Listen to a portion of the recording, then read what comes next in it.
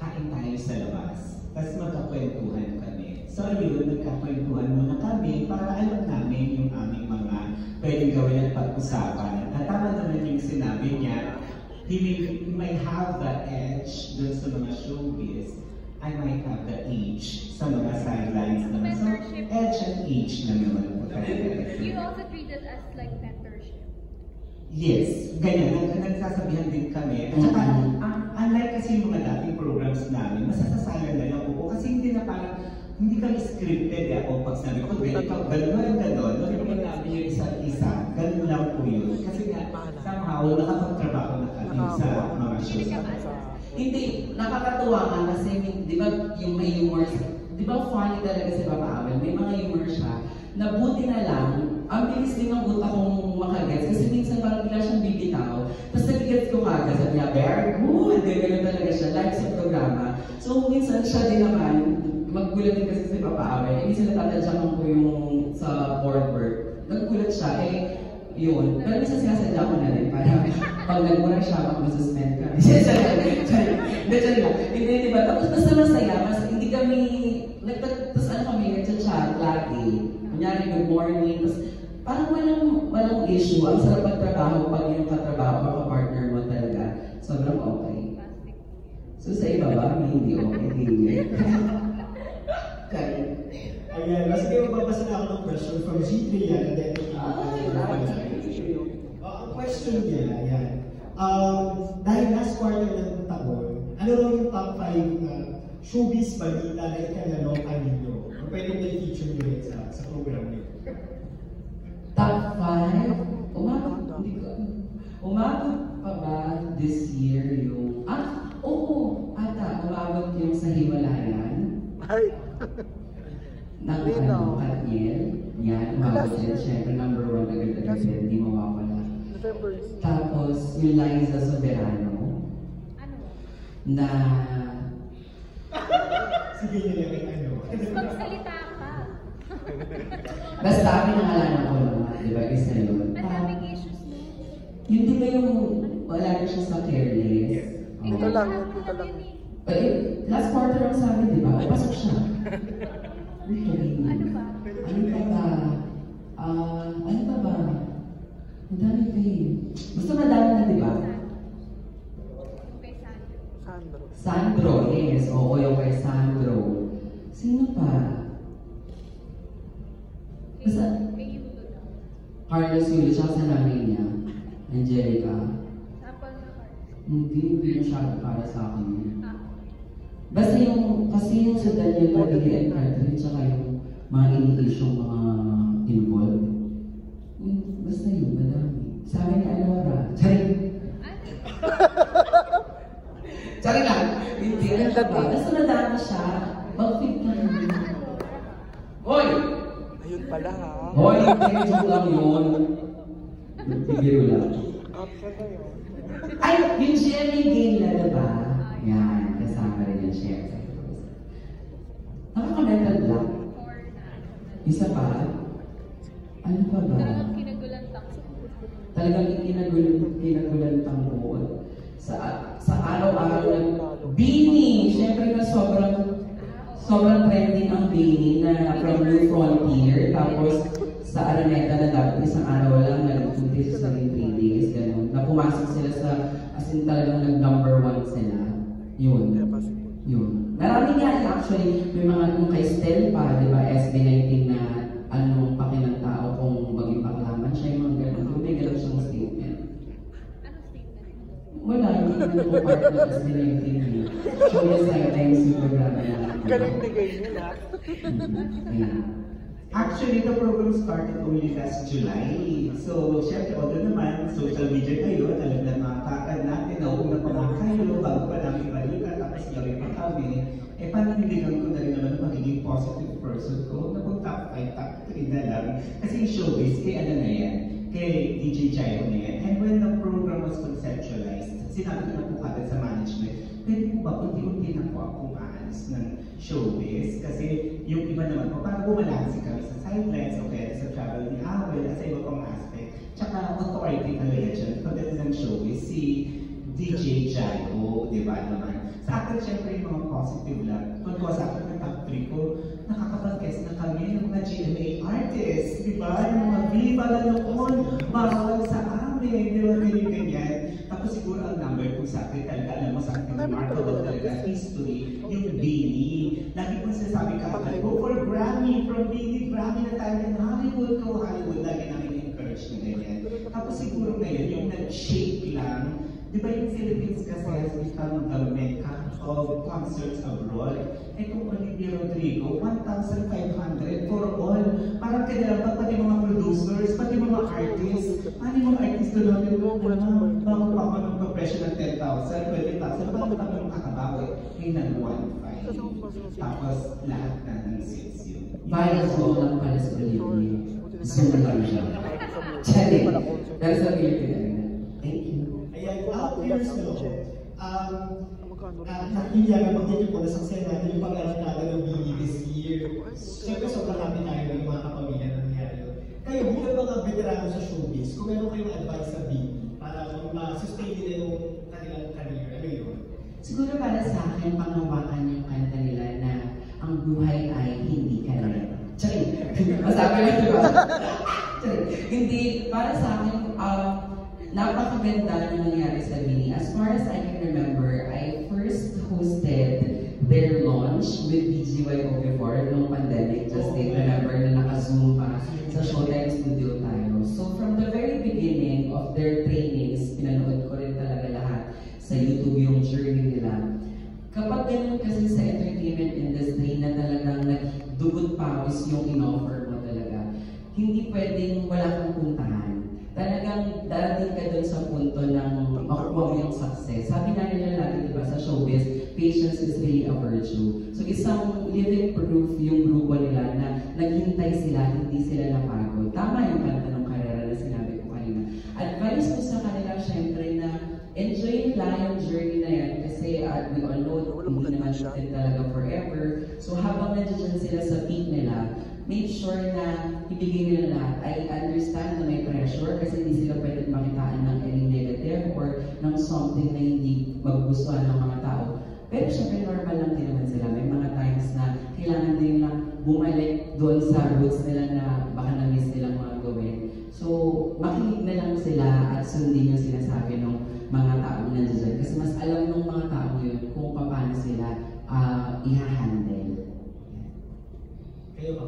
Ako po kasi it's always a collaborative work eh. Hindi lang si Bini. Although sila yung talent talaga. Sa kanila na nagkaling yun. Siguro mas dapat i-advise yung lahat ng taong nagtatrabaho din behind the scene.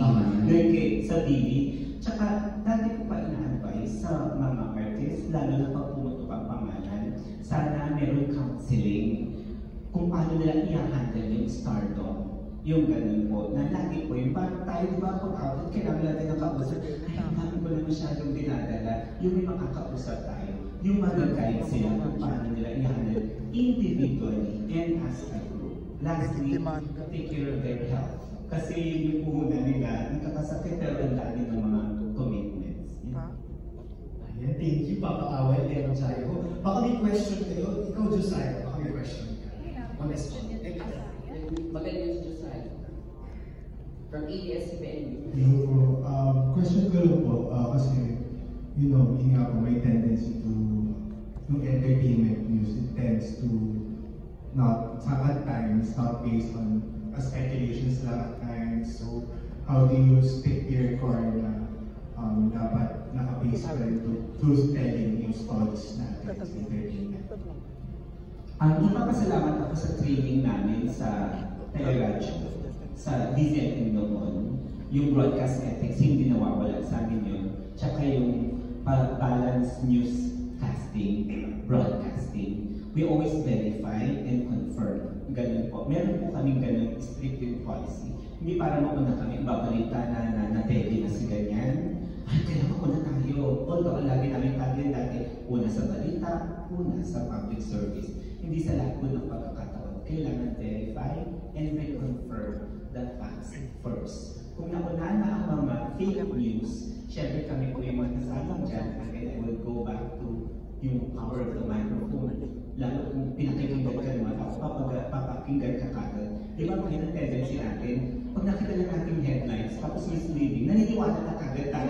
without even reading kung ano yung content, di ba, para lang makakuha ng viewers, ganyan, or mga subscribers, kailangan verify, re-verify, confirm, reconfirm facts. Tapos if we have the power and authority to correct it on air, gagawin po natin yun. And most especially, kunin natin mismo yung pinaka-resource person para to clarify things. Same. Kasi kung para sa DZMM, ako naman sa MOR, it's also under parang same management lang naman kami halos. So ganun, nagko-confirm muna, nag-verify muna kami bago namin deliver yung news. Tatawagan mismo yung artistang involved or yung handler nila.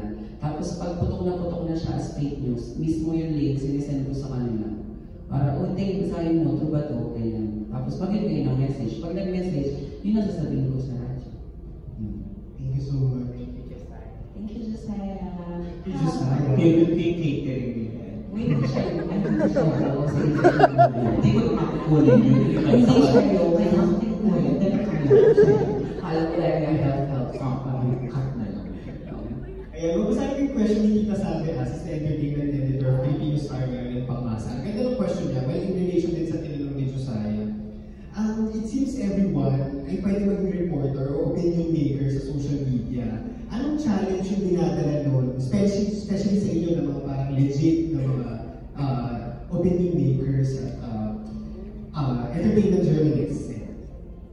Sa panahon ng social media, talagang naupuna na sila. Lalo ang programa namin pang gabi, 9 to 10, pumunta yung mga balita na kagad nila. Tapos syempre, na-develop talaga, we encourage naman.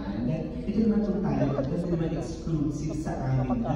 Lahat naman may talent, baka naman na-discover talaga nila yan noong panahon ng pandemic. Tapos yung nakatulong ng social media, nakita nila, o baka naman pinipidol nila ang isa sa mga sa amin. Hindi maganda yun. We just need to encourage them to be more responsible enough sa kanilang reporting. So if I may suggest, if they have the facility of language, the talent to talk, to report, mag-educate pa sila more. Magbasa sila kung anong mga broadcasting ethics, para alam nila, media ethics, para alam nila kung saan sila tama o mali. Meron mga cases na talagang nananadya para pumutok, ay mas gusto nila, may legal action against them kasi puputok yung pangalan nila, makikilala sila sa ganun. Dapat lang siguro ilagay natin sa tama yung lugar. Pero ito po, kaya ng kahit anong industriya, welcome po ang lahat. We encourage pa rin naman, hindi namin po ito pag-aari. Ganun, yun lang po, be more responsible. Totoo. Gusto ko ngayon, di ba, yung term sa social media na cloud chaser, yung sinasabi nilang gano'n. Tapos parang feeling ko, siguro kasi everybody can deliver kung ano man yung balita na meron. Parang pagka may programa ka, halimbawa under Regis President or Teleradyo, siguro isa din papartid ko, tamang sinabi ko, idagdag ko lang din na na syempre we are all members of KBP, which is yung nadaanan namin yung sa media ethics, ganyan. So, for me, malaking bagay talaga papain na dapat hindi ka lang lagi nagmamadali para magpaputok ng isang issue.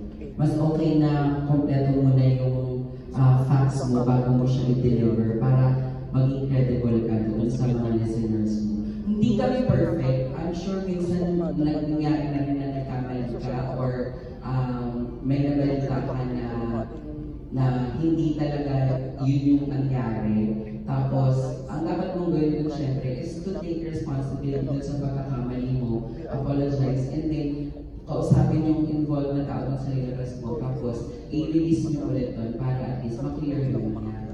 Ganun naman, wala namang perfecto kami doon. Mga expert advice from our website. Ngayon, question from Hannah Mallorca of Inquirer.net. Gusto mo magtanong? Hi, so first of all, congratulations sa inyo. Thank you. So, question ko sa inyong dalawa. Siyempre, normal sa ating maging marites. So, what does it mean to be a marites with a heart? Dati show yun. Hindi, oo, masaya yun. Ang pagiging marites tama ka, normal sa ating mga Pilipino. Marites with a heart, nabanggit namin ni Papa A na kunyari negative or dabang-daba na yung taong involved dun sa balita. Di ba minsan sa social media parang ang saya-saya ng mga tao sa comment section pagka may ganyan. Kasi parang hindi ko ba nabigets minsan kung dahil ba na-inggit ba yung tao, na-insecure dahil sa sobrang fame, ganyan. Tapos pag nagkamali ng isang beses, ang daming masaya pa na imbes na magbigay ng empathy, ganyan. Siguro para sa akin, kami yung magbibigay ng kapag dapa ka na, kami yung magiging boses mo kung hindi mo pa kayang sabihin o magpakita sa tao na kahit pa paano linisin yung side mo without us agreeing sa sinasabi mo. Kami lang yung magiging platform para hindi ka total yung dapakan na bubugin ka pa. Diba? I just want to be consistent with my answer. Hindi talaga ako kasi nagsasabi ng mga chismis, gano'n, or gagatuman ko wala, gano'n. Lalo na pag-close sa akin yung tao, mahilig kasi ako sa mga outreach program. So, binabaliktad ko lang, nag-reach out naman ako dun sa tao para to comfort. Kunwari makita kami, or kaya lalo ko lang sasabihin na nandito lang ako, text away, pwede kami mag-usap, gano'n. Sa kanila na yung pag-manifest. Same lang ganyan pag may intriga. Pag may intriga, kunyari lumabas yung gantong something, may picture, may message ko, ganda, kunyari friend ko, ganyan. Alam mo yan, gagawin na sa akin. O pag ready ka na ha, sa akin yung sabi. Ganun. Parang hindi ko siya kukulitin talaga. Tapos minsan, pag live siya sa interview, tatawag na kagad sila sa akin. Mag-message, Mama Jaya, Mama Nya, alam mo na. Awang pamilya mo. Ganun naman. So, follow up for me lang. Kasi diba syempre, normal lang naman sa ating entertainment reporters na maging friends sa mga artista or maging fan tayo ng mga tao kinakover natin. So, paano nyo pinipigilan yung sarili nyo na hindi mag-take over yung pagiging fan mo or yung pagiging kaibigan mo sa kanila while being balanced with your showbiz reports? Parang sa dami ko lang nakasama sa mga parties or kahit na yung pupunta sa bahay namin or sa condo, ganyan, na mga friends na celebrities or sa mga gatherings, ganyan. Feeling ko pag wala sa harap ng camera, parang pare-parehas naman na ang gusto hindi yun yung pag-usapan. Parang mas gusto nang maging magpaka-normal. Kaya kung siguro sila may tiwala na pagkasama nila ako, hindi sila takot at nai-invite nila ako. Hindi sila natatakot na nandun ako kasi naniniwala ko sa'yo na hindi ko yun gagawin or hindi ko ilalabas yung mga dapat ilabas. Yun. Para alam ko naman yung limitasyon ko kung hanggang saan yung pagtatrabaho. Tapos pag may naunang naglabas at may nagsabi, madalas tinatanong ako kung lalo na kung kaibigan ko. Hindi rin ako agad-agad nagbibigay ng komento. Sinasagot ko naman lagi na it's better if kung sino yung involved, sila na lang yung tanong. Parang tatandaan ko matagal na yung, di ba dati sobrang lagi, close kami ni Angelica Panganiban sa Pangako Sa'yo kasi everyday nandun ako. Parang nagkaroon ng breakup with JLC, January News dati. Parang dami na nagtatanong sa akin. Tapos pag tinatanong ako, lagi sinasabi, kung ano po yung nasa news, kung ano po yung sinabi nila Angelica, yun lang po siguro. Parang never kong inisip simula nung nag-showbiz balita ako na gamitin yung edge ko na I am with them para lang umangat yung subscribers ko or followers ko or gamitin ko siya sa channel ko. Parang okay na ako na sumabay lang sa agos, go with the flow. Parang, kasi siguro hindi ako tatagal hanggang ngayon kung parang mas pinili ko na maging talak lang ng talak nang hindi ko iniintindi yung nararamdaman ng ibang tao. So sino daw yung gumagawa? Pangalanan mo? Sino ba? Sino yung gumagamit ng edge? Showbiz, nightlife! Siguro mamaya 9 p.m. doon ko i-review. Kung sino yung gumagamit. Hindi yun po, yun yung sa akin. Kasi diba, dami nagsabi sa akin dati, ba't di ka nag-YouTube, ang dami-dami mong ganun, ikaw nagpunta na ako sa bahay ni Daniel Padilla, kay Angelica, ganyan, lahat-lahat sa Pangako Sa'yo. Hindi, kasi pag sa YouTube feeling ko, magpapaka-plastic lang ako na maging masaya, ipagod ka na sa trabaho. Araw-araw na ginawa, nagsasalita na ako sa radyo, sa hotspot, sa ABS-CBN, hanggang pag nasa bahay ba, yun pa rin. Kaya minsan pagka nag-TikTok live ako, pag about showbiz, hindi ko sinasagot kasi parang tapos na ako dun sa work. Quickly, i-refresh ko lang yung question na kami nakakarap namin mga artista, paano pinipigilan na kami din nasa fan mode kami. Mas fan namin na itatawid yung interview namin kasi fan kami. Tama po ba po? Yun. Ako po kasi yung mundo ko talaga hindi showbiz. Nadala ako dito. Encourage ako ng management na i-try mo yung showbiz kasi corporate talaga yung work ko sa United Nations, sa labas ng bansa. Tapos na-discover ako. Tapos napunta ako dito. Isipin mo na lang yun na super fan ako ng mga artista. Tapos very vocal lagi ako sa programa na para ko kahit sino pang love team yan. Lahat ng love team, mama sila una, Rogelio de la Rosa pa, at Carmen Rosales, kahit sino pang panood nila hanggang ngayon. Hindi na nila mga LGBTQIA, ayun yung age na tinatawag sa edge nila. So, fan ako noon. Pag nagharapan ko na yung artista, kulahin kasi ko, halata na nasa fan mode na ako. Paano mo kayo approach? Ganun na yung feeling ko, di ba? Pero lagi akong nalulusaw.